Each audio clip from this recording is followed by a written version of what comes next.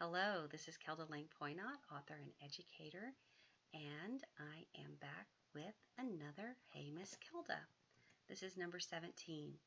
What do you recommend for social studies and history? Well, I would first recommend that you go back and listen to question 16 of how I organize science and what I recommend for science because it's very similar for social studies. Social studies and science are not really as regulated subjects in our state as far as what content is covered by each grade level. So I would recommend, especially for the elementary grades, to focus on topics and periods of history or events in history that are of interest to your family. At the beginning of the year, much like science, I would make a list of all the things that we're interested in and kind of see where it goes from there. I love the year that we watched the movie Bedknobs and Broomsticks. It's a musical by Disney, and it was one of my favorites as a child. I had very fond memories of it as a child. And we watched it, and my children kind of rolled their eyes like, "Oh, Mom, it's another musical." But they had many questions after watching that movie. And the questions were about why were children sent away to the country, to strangers, to live with strangers during World War II. And so it went back to Narnia and the Lion, Witch, and the Wardrobe, and it went back to questions about Hitler and World War II. And so we began investigating that a little more and how did Hitler rise to power. And so we watched documentaries about Hitler. We found, you know, uh, captioned video of his speeches and how, you know, charismatic he was and how impassioned he was and how he stirred the people to follow him. And so then from there, we spent a summer watching movies and videos and reading. And then we went to the World War II Museum in New Orleans. So we had this kind of culmination of our studies into this big field trip. And it was fascinating. One question led to another. And so I really believe that social studies and science lend themselves very well to that. In middle school, we used Kingfisher history. We used so many Usborne books from the time kindergarten all the way through for social studies, and just their very, like the Vikings and the Romans and all the people that we were, the peoples that we were interested in and had questions about. And so we read their books and we watched a lot of History Channel and different documentaries. And over time, we created a timeline. It wasn't anything super regimented, but we formed a timeline, and it was easy for my children to see where scientific discoveries, wars, historical events, presidents, how they all tied into different periods of history and how that all worked out. So they were able to associate history with events. They were able to associate, significant historical figures in a timeline of events, and it made a connection for them with history. And they can also see sometimes where challenges happened in the world, maybe wars, maybe conflicts, maybe political changes, because of the history and how we studied it. We spent probably 2 or 3 years in early American history. I want to say that we used Story of the World was also a great resource for us.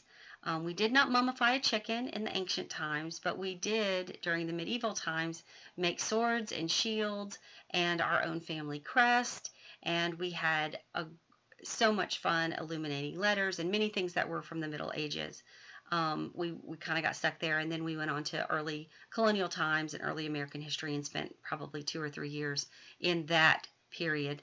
My children are fascinated by Abraham Lincoln and Ben Franklin, and then with the rise of Hamilton musical, that's been a whole new interest. So I think that it's really a fun subject, much like science. We've made it fun. We've made it based on their interests. In high school, I have taken a literature approach to American history and to world history. meaning that we read novels of the period. So we read books about ancient Egypt. We read about, and many of them, yes, are historical fiction, but I think the facts remain in those stories. So, yes, we are studying history and different, we're reading about important events in history, but we also read the literature of the times. So you get a feel. So we read, Dickens and Austen, and we read Tom Sawyer, and we read about, colonial times and Frederick Douglass, and we read about the transition of our history as the United States and also of the world. With that being said, when it comes to geography, we do just a Becca geography. It's not terribly in depth, but it covers all the important parts of our world. And so that's what we need for geography.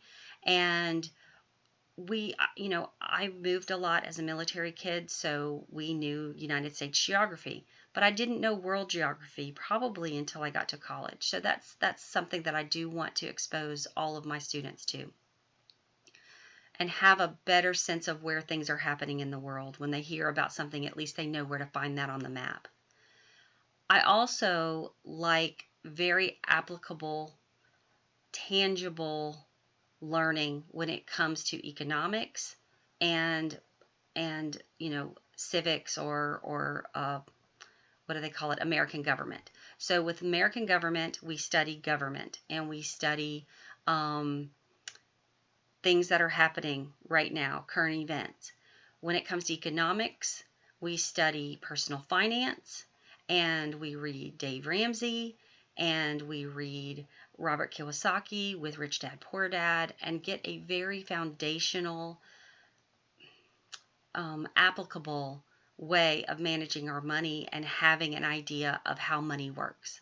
So that's how we do economics, and that's how we do the geography credit. Or, you can have other social studies, you could do, other histories, you could do other governments for your credits for high school, but that's how we've done it in the past.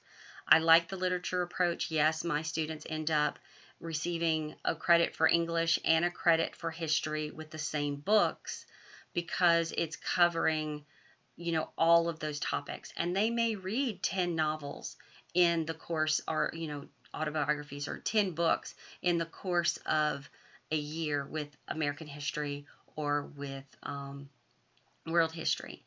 So that made it very easy for us to, again, go into that timeline of characters or real life people, and having a continuous story in our history.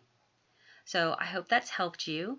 Again, Usborne, Kingfisher, Story of the World, these were our big influences for social studies in the elementary grades.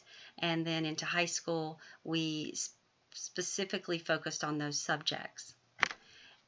If you are interested in contacting me, I am on Facebook, and you can email me. I also have workshops available on patreon.com, Kelda Poynott, and all of my published works are on amazon.com.